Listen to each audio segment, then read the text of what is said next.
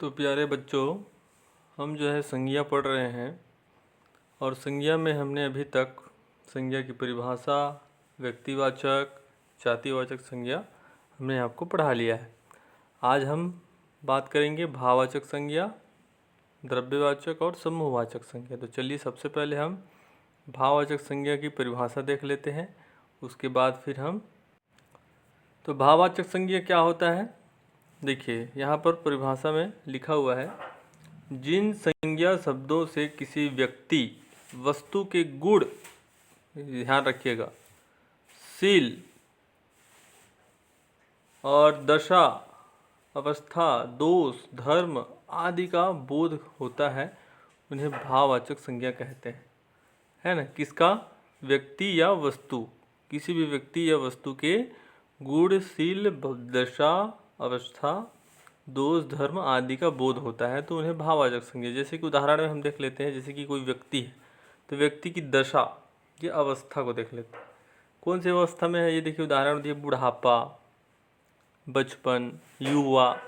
तो आप सभी जो है जानते हैं, इस तरह से अवस्थाएं सभी जो है भाववाचक के रूप में प्रयोग की जाएंगी। सफलता है ना, सफलता, इस तरह से ये जो है आपका भाववाचक संज्ञा होगा। शांति और प्रेम, ये सब क्या है? भाव है, गुण है ना। ये अच्छाई बुराई, ये देखिए ये गुण के अंतर्गत आ जाएगा। धैर्य, ये भी एक गुण के अंतर्गत आएगा। तो इस तरह से प्यारे बच्चों, भाववाचक संज्ञा बहुत ही जो है बहुत ज़्यादा शब्द भंडार है।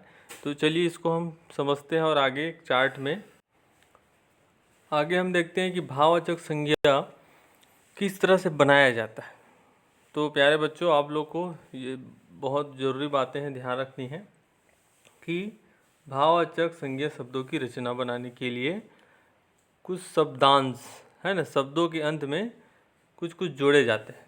तो कैसे कैसे शब्दों के अंत में जोड़े जाते हैं उसको हम थोड़ा सा आपको दिखा देते हैं।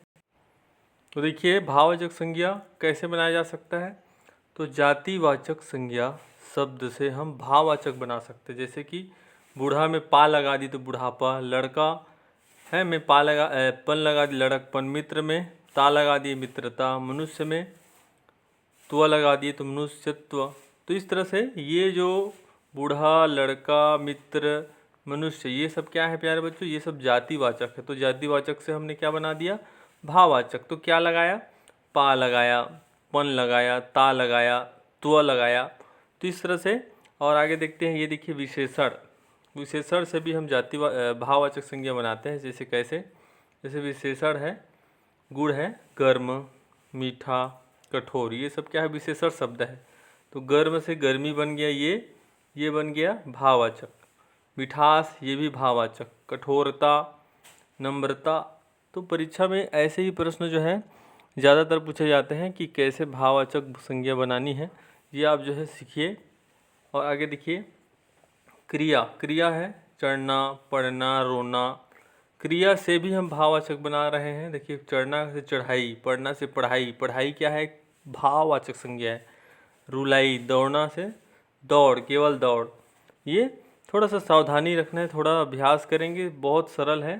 सर्वनाम से हम भाववाचक संज्ञा बना लेते हैं। ये देखिए कैसे, अपना और निज, ये सर्वनाम है तो अपनापन और निजत्व। अव्यय से भी बनता है, अव्यय दूर है तो समीप, ये अव्यय है। अभिकारी शब्द जो हमने आपको पढ़ाया था, तो दूर से दूरी और समीप से समीपत्व।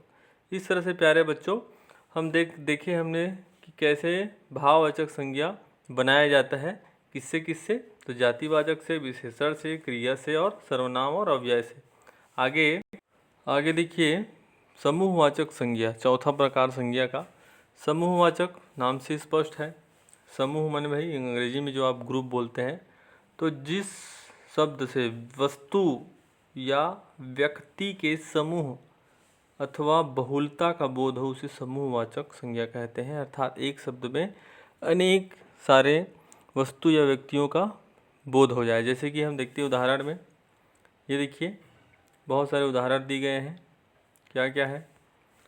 जैसे मेला, मेला कहने से ही समझ में आ जाता है। मेला मतलब कि भाई बहुत सारे लोग हैं वहाँ पे, समूह का बोध करा रहे हैं। भीड़, बाजार, प्रदर्शन, रैली, सेना, जुलूस, पार्टी, कुंज, धौंध, जमावड़ा, सैलाब, यूथ, समुदाय, हुजूर, सेना, झुंड।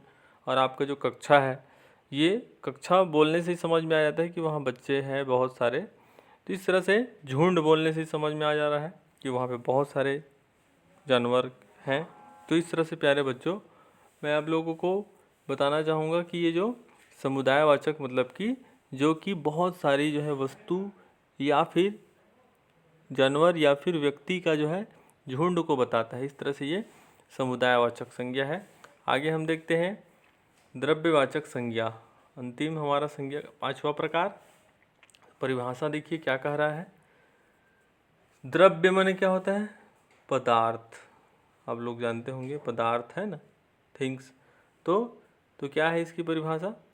कहा जा रहा है कि जिस शब्द से किसी धातु, द्रव है ना, ऐसी वस्तुओं जिसको नापा तौला जा सके, इन शब्दों का प्रयोग होता है, उन्हें द्रव्यवाचक संज्ञा कहते हैं। उदाहरण में हम देख लेते हैं, जैसे किसको नाप तौल कर सकते हैं।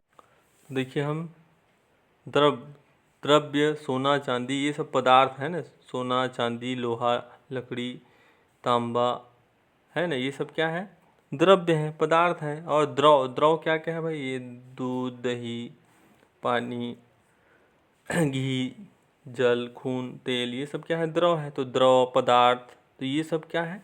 जिसको हम नाप तौल कर सकते हैं कि कितना मात्रा में है। तो इस तरह से इन्हें हम क्या कहेंगे? द्रव्यवाचक संज्ञा, जिसको हम नाप तौल कर सकते हैं।